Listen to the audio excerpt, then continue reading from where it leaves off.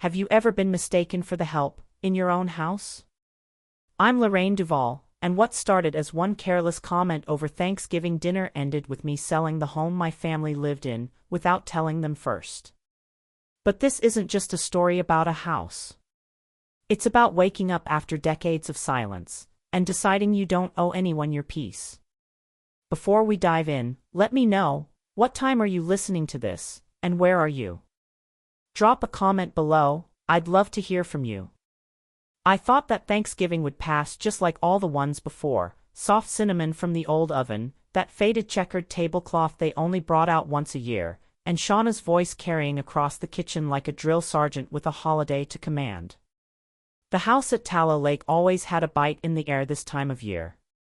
Not cold enough to freeze your bones, but sharp, like the feeling when you open a drawer and find a letter you never meant to reread.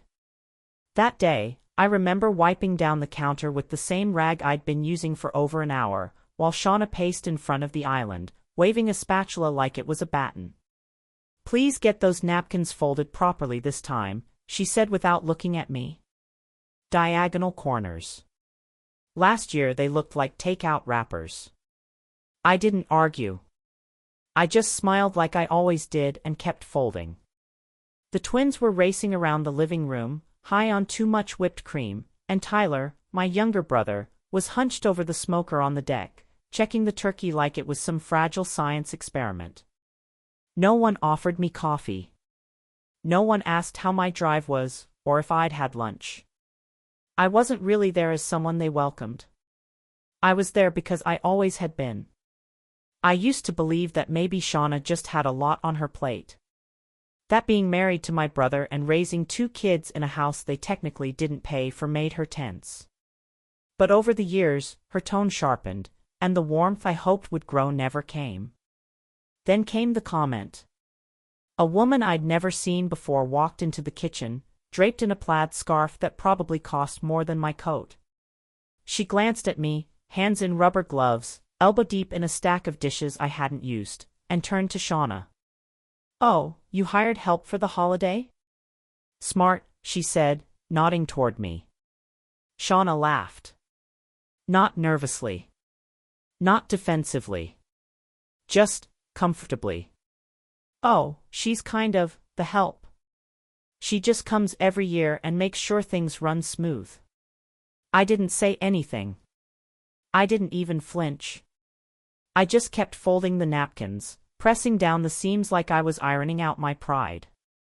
I stayed quiet for another 10 minutes. Just enough time to put away the silverware and take the pie out of the oven. Then I grabbed my coat, stepped outside, and left. Nobody followed. Nobody noticed. Driving home, the snow had started, light and thin, like dust off a forgotten curtain. The heater in my car worked, but the warmth felt distant, like it was meant for someone else. I watched the road curve around the edge of the lake, the same lake I used to sit beside with a book and a sandwich when the world felt too loud. It was my house. Still is, on paper. After our parents died, I let Tyler and Shauna move in. I told them it could be temporary, just until they figured things out. That was 8 years ago.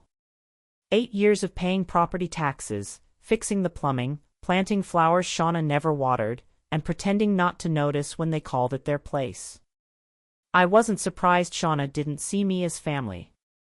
But hearing her say it out loud, publicly, so casually, felt like someone took a pin to a balloon I'd been hugging for comfort.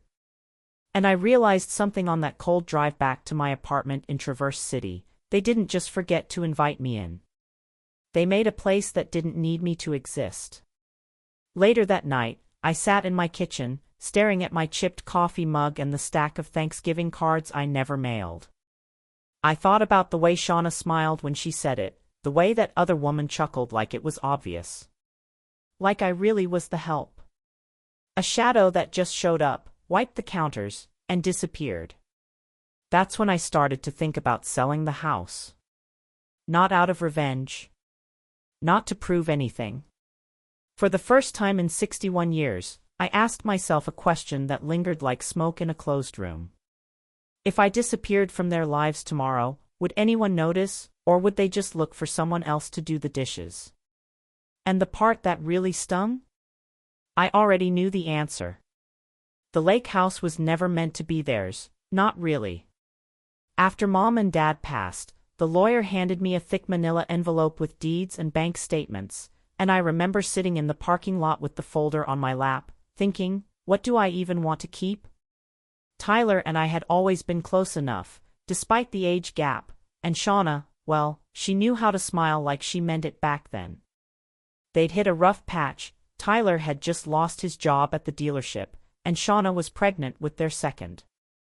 She asked if they could move into the lake house just for a while, until things settled. I said yes without blinking. I didn't want the house sold. I wanted to keep it in the family, in memory if nothing else. Shauna had been sweet about it at first. She brought over homemade muffins, called me our generous big sister, and said things like, we'll take good care of it, promise. You can come any time, this is still your home. But as the months bled into years, things shifted. Quietly, and then not so quietly. First, it was the paint. I showed up one weekend and the kitchen was a muted sage green instead of the sunflower yellow Dad had picked. No one had asked. Shauna shrugged and said, the old color felt dated. Then came the packages, credit card bills, catalogs, something from a loan company. All under their names, all to my address. I found out from a neighbor that they'd listed the house as their permanent residence to qualify for lower interest on a loan. When I brought it up, Shauna just smiled, well, we are living here, right? Just makes sense. One summer, the roof started leaking in the back bedroom. I called a contractor, paid for the repair, and when I asked Tyler to maybe pitch in next time, he mumbled something about tight budgets. Shauna added, if we're covering the groceries and keeping the place clean, I think it evens out. That's how it always went. My contributions became expected. My presence became background noise. The place stopped feeling like a house I owned and more like a space I was lucky to be allowed into. I didn't talk to anyone about it. Not until I met Rita. It was just a class, a watercolor class at the Northwood Community Center. I'd signed up on a whim, needing something to pull me out of my head. Rita was assigned to the seat next to mine. Sharp eyes. Smelled like lemon balm. Wore practical shoes and always carried a metal thermos that clinked like it held rocks. During our third class, she looked over at the photo I'd brought to paint, an old snapshot of the lake house porch in autumn. Yours? She asked. I hesitated. Sort of. It's where my brother and his wife live. She sipped her drink. But it's in your name? Yeah, I said. I do the upkeep, taxes, well, most things. She tilted her head. So, they live there. You pay for it. And you still show up to fold their napkins. I tried to laugh it off. I guess I'm just used to it. Rita didn't smile. Used to isn't the same as okay. There was something about the way she said it, like she wasn't judging me, just shining a light into a corner I'd ignored too long. That night, I pulled out a notebook and wrote down every detail I could remember from Thanksgiving. The comment. The way the guest looked at me.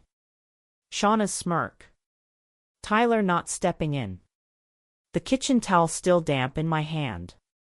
I didn't know why I needed to write it down, it felt like evidence. Not for anyone else. Just for me. Maybe part of me thought that if I saw it all on paper, I could finally believe what I'd been trying not to admit for years. This wasn't kindness anymore.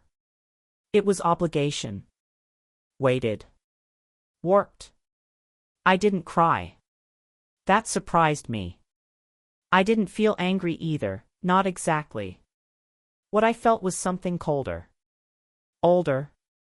A kind of grief you can't tie to one moment, because it's made of hundreds of small ones stacked like receipts you never threw away.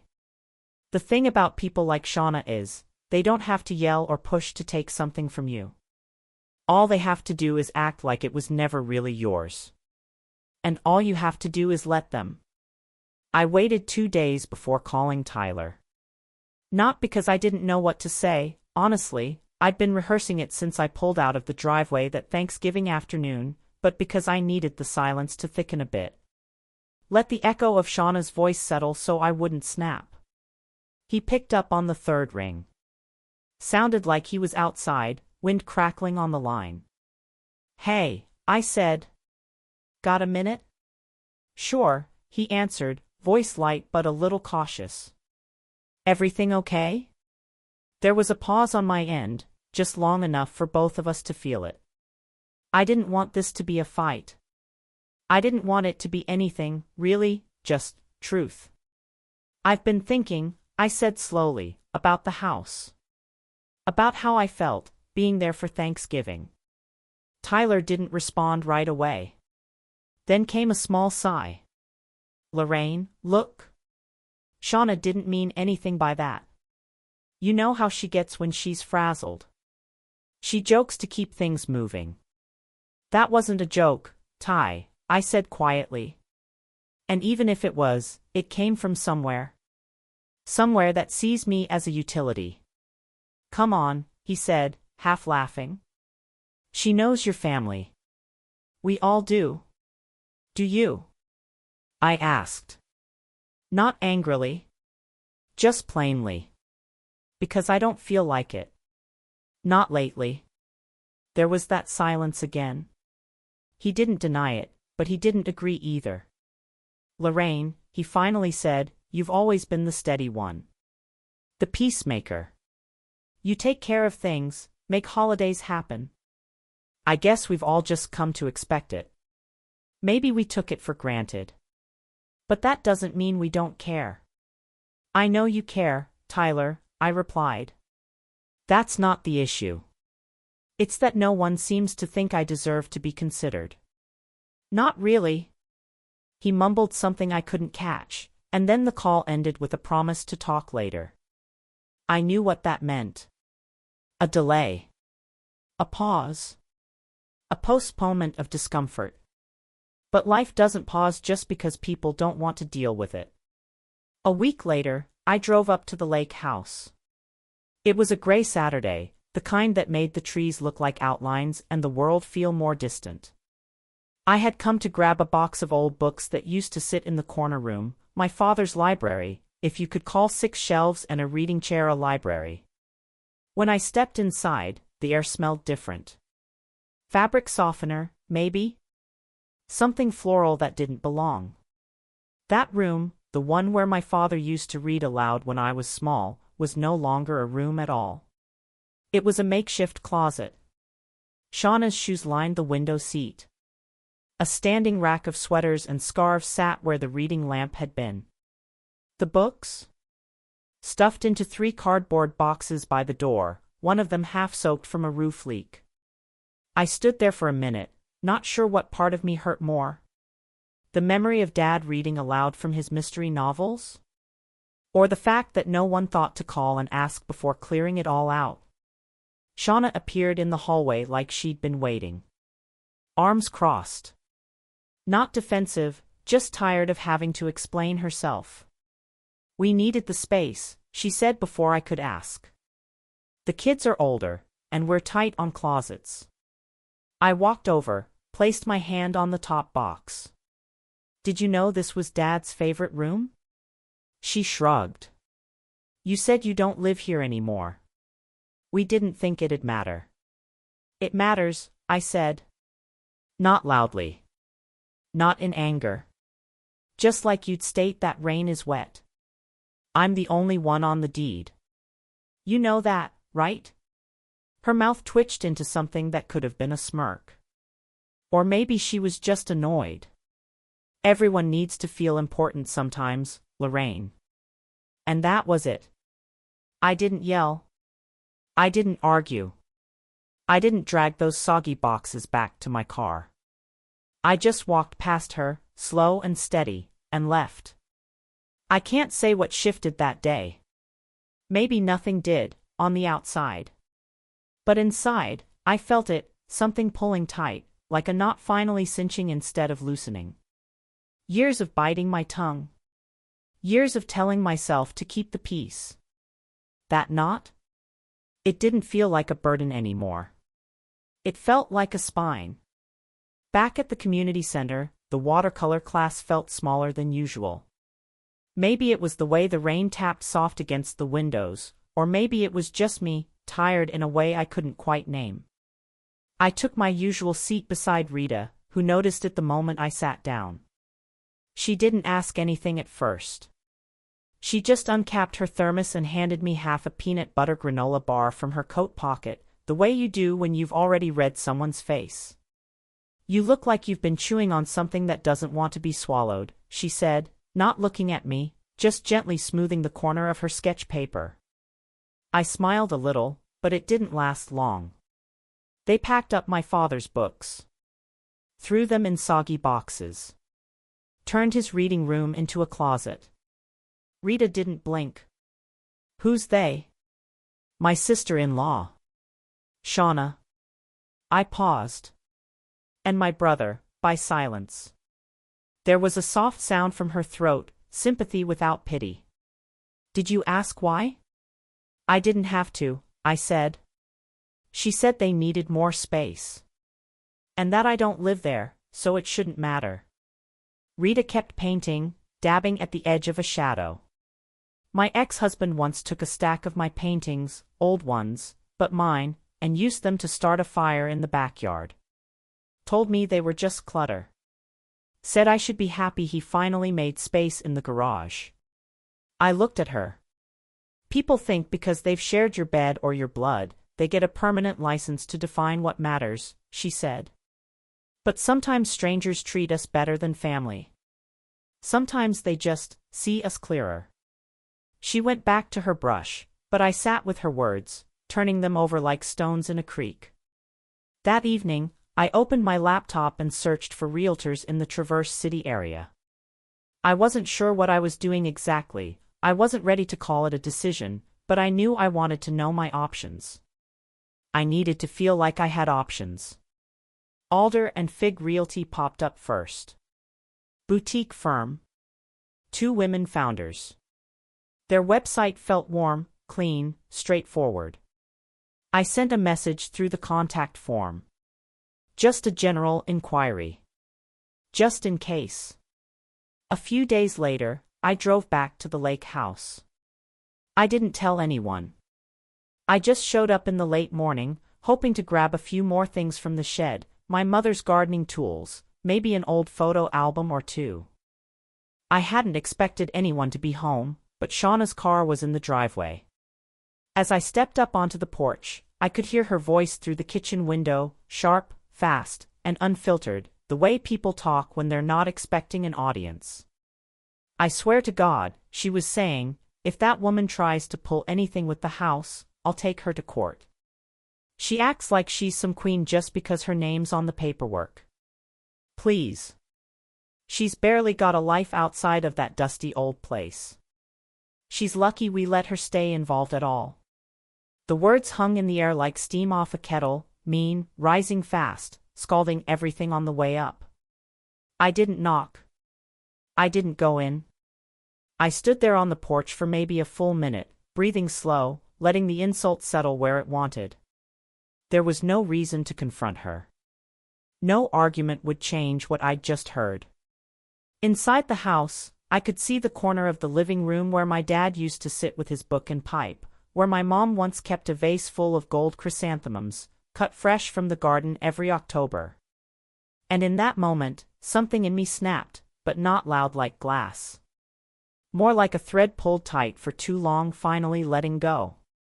They didn't belong here. They might have filled the house with their furniture and their noise and their children's toys, but the spirit of it, the heart of what it meant, didn't live with them. It was like watching strangers wear your clothes and call it their style. I stepped back off the porch, got in my car, and drove away. I didn't cry. I didn't scream. I didn't text Tyler some long explanation. I just turned the radio on low and let the road take me home. The first snow of December had just dusted the sidewalks when I finally called Harvey Sims. I hadn't spoken to him in years. He used to be my father's lawyer, the kind of man who never forgot a birthday and always brought lemon drops in his coat pocket. He picked up on the second ring, his voice still carrying that familiar calm. "Lorraine Duvall," he said. "Well, now that's a name I haven't heard in a long time." I told him I needed advice. Not dramatic, not urgent, just steady, thoughtful advice.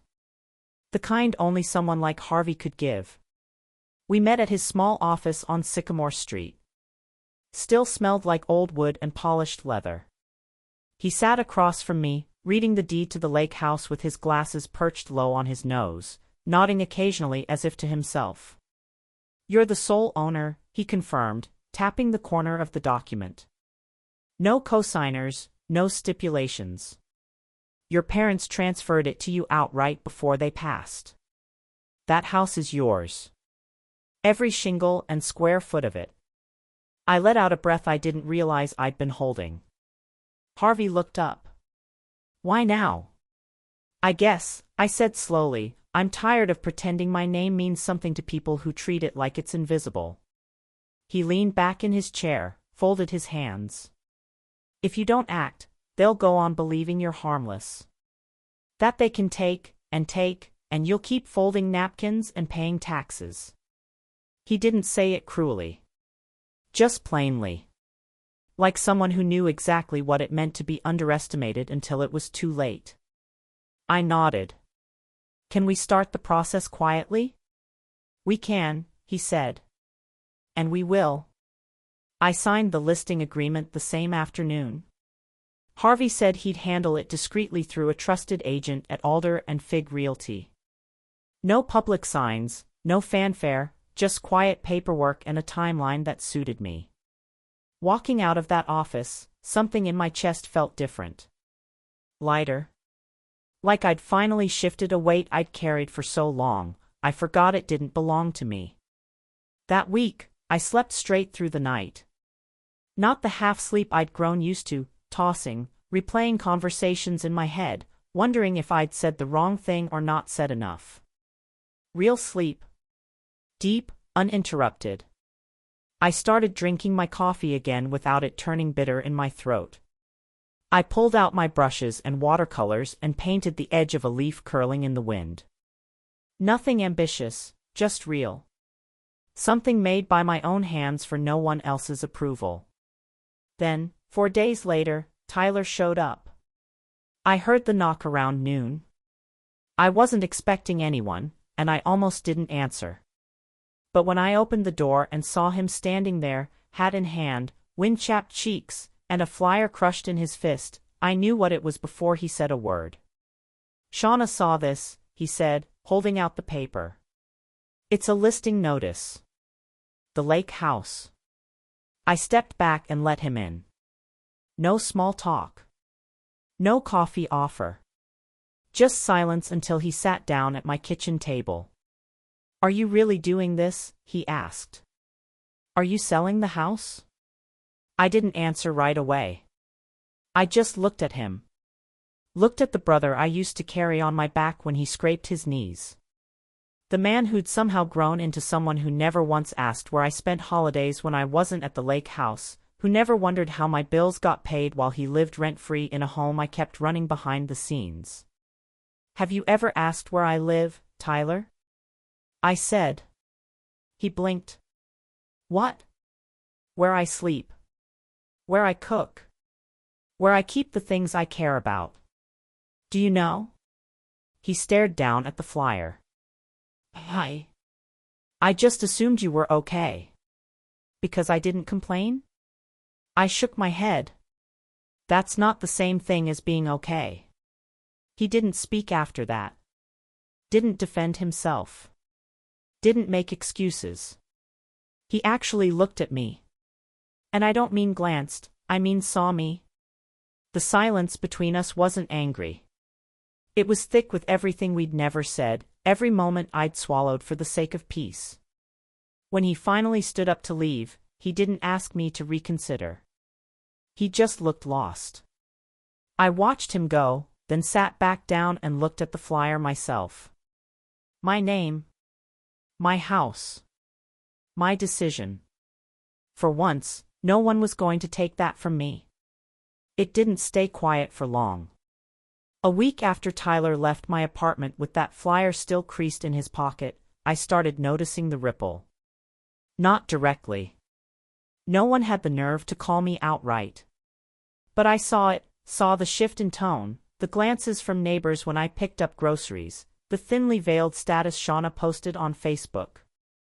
When people feel invisible, sometimes they burn down the only bridge left just to feel the glow. And the one that stung more than I expected. Funny how the loneliest ones do the most damage. Some folks would rather destroy the only thing keeping them in the picture than admit they were never the center of it. I didn't respond. Not online. Not in person. But it scratched at something. That narrative, that I was doing all this out of bitterness, out of spite, felt like a cruel joke. I wasn't burning anything down. I was leaving a house I had built piece by piece with my time, money, and memories because the people in it had stopped seeing me as anything but a ghost with a checkbook. A few days later, Tyler called and asked if I'd meet him for coffee. I almost said no. I was tired of mending things I hadn't broken. But I said yes, mostly because I missed the version of my brother I used to know. Moss Bridge Cafe was almost empty that afternoon.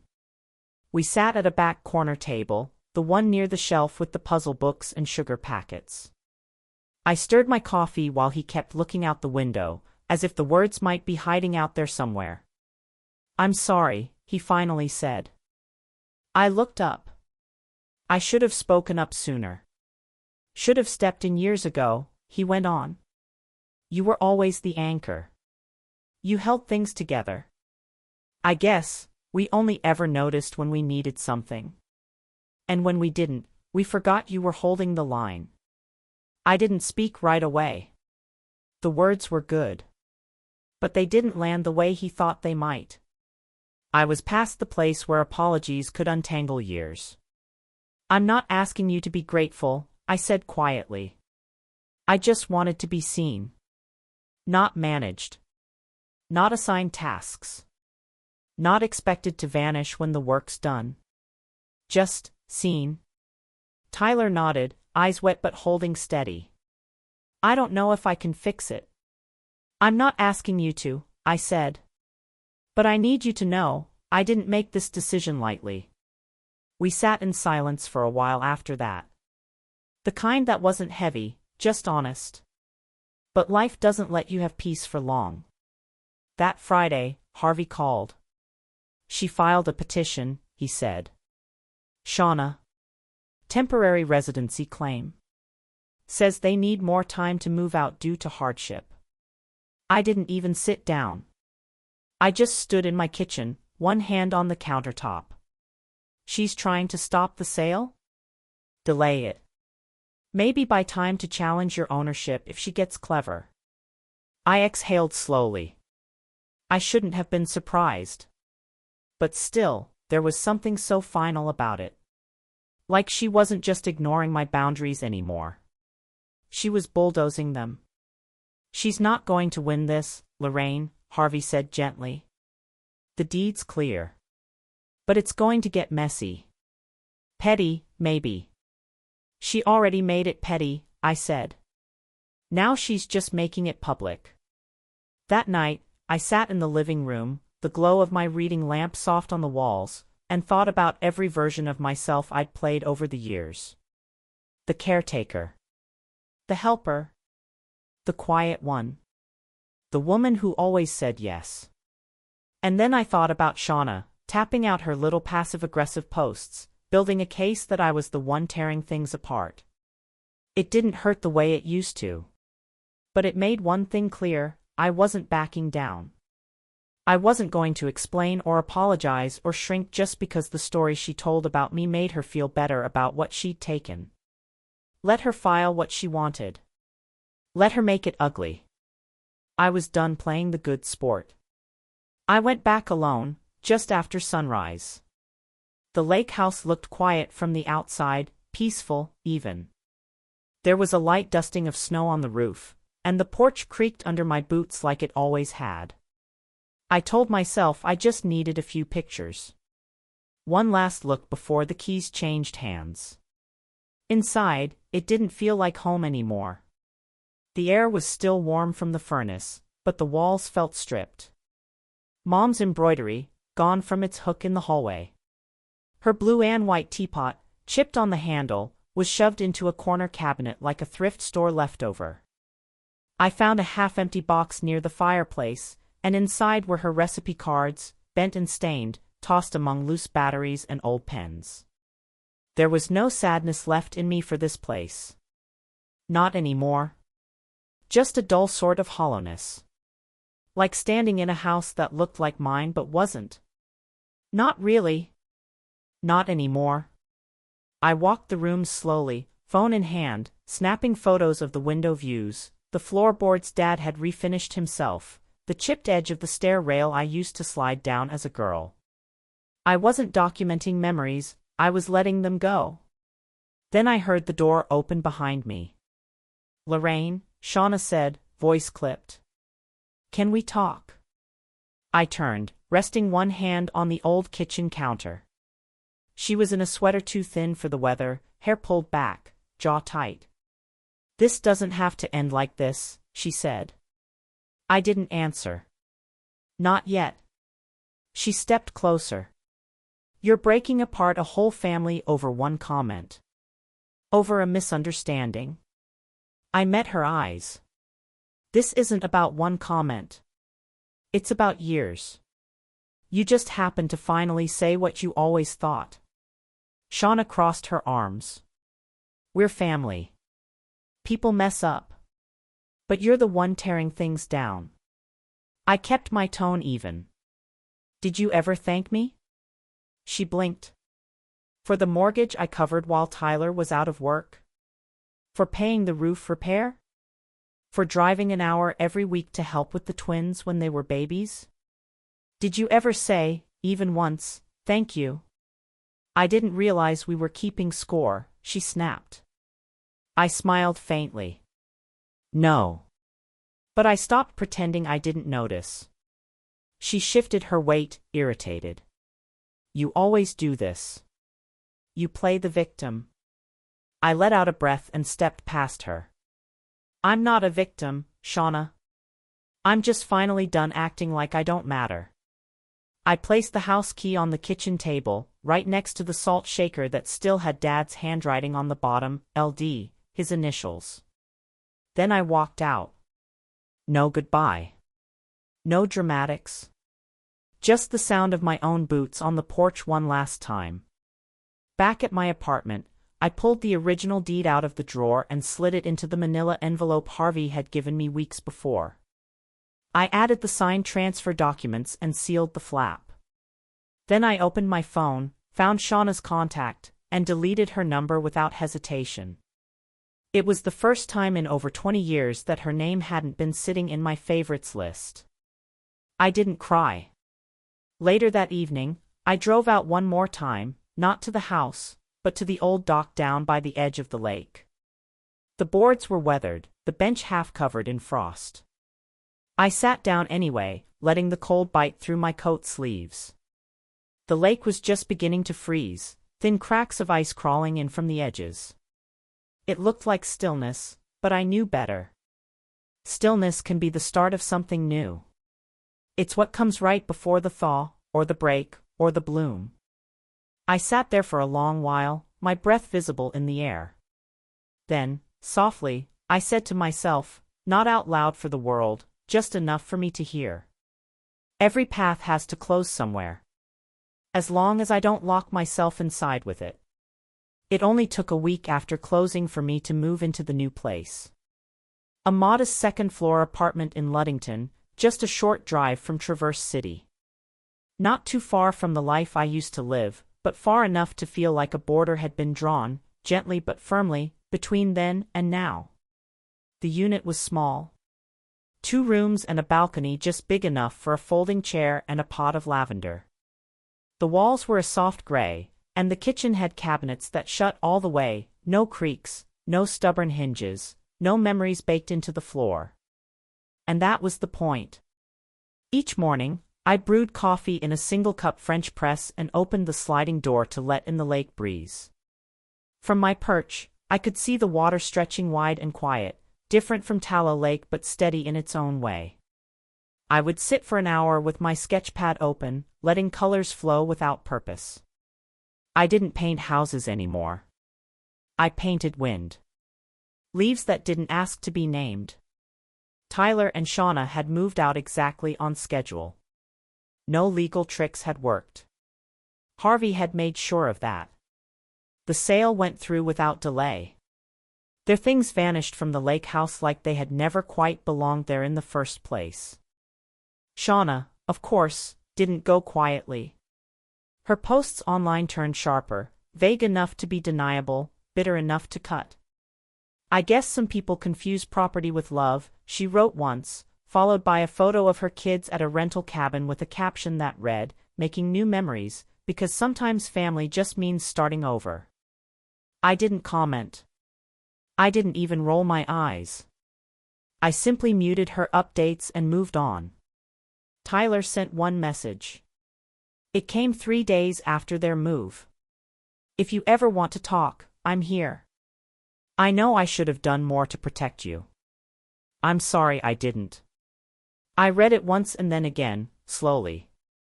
The words were better than I expected. Still, I didn't respond, not yet. Not because I was angry, but because I didn't feel obligated to fix anything. Some silence is earned. Some distance is deserved. A few weeks later, my art class held a small exhibition at a local bookstore cafe. It wasn't a big deal, just a few paintings pinned on corkboard walls and paper cups of cider, but I brought one of my own this time. Just one. A watercolor of a curtain dancing in a half-open window. I didn't even put my name on it, just my initials in the corner. When Rita saw it, she came straight over. No fuss, no commentary, just that knowing look she always carried like an extra pair of glasses. "You hung one," she said softly, almost like it wasn't a question. I nodded. Felt right. She wrapped me in a hug, tight and steady, no pat on the back like it was some polite gesture. Just presence. Then she pulled back and looked at me, really looked. "You know," she said, "I used to think freedom meant being alone. But I think for you, freedom meant finally putting down the role you never asked to play." I didn't say anything right away. Just smiled. It wasn't the kind of smile you practice. It was light. It stayed. Back home that evening, I unpacked the last item from the final moving box, a square of linen, slightly faded, hand-stitched with small flowers and initials, MD. My mother's. I hung it on a nail just beside the balcony door, where the breeze could reach it, where the sun could warm the threads. It was the only thing I brought from the lake house. Not to hold on, but to remember that love, real love, doesn't vanish. It changes shape. It follows you to new places. And it doesn't need a mortgage to be yours. Family isn't a reward you earn for staying quiet. It's a space you feel safe in, even if it's small. Even if it's new. Even if it's just yours. I don't have a house by the lake anymore. But I have something better now, a little sky, untouched by anyone else, where I don't have to ask permission just to be. I guess what I've learned, now that I'm well into my 70s, is that sometimes peace doesn't come from holding on, but from finally letting go. Not out of anger, but out of love, for yourself. We spend so much of our lives trying to belong, to be useful, to be needed. But there's something deeply freeing in realizing you don't have to earn your place in someone else's life. Have you ever felt that? Like the more you gave, the smaller you became? If this story touched something in you, some quiet corner you don't often visit, I hope you'll stay with me for the next one. We've still got a lot of life to talk about.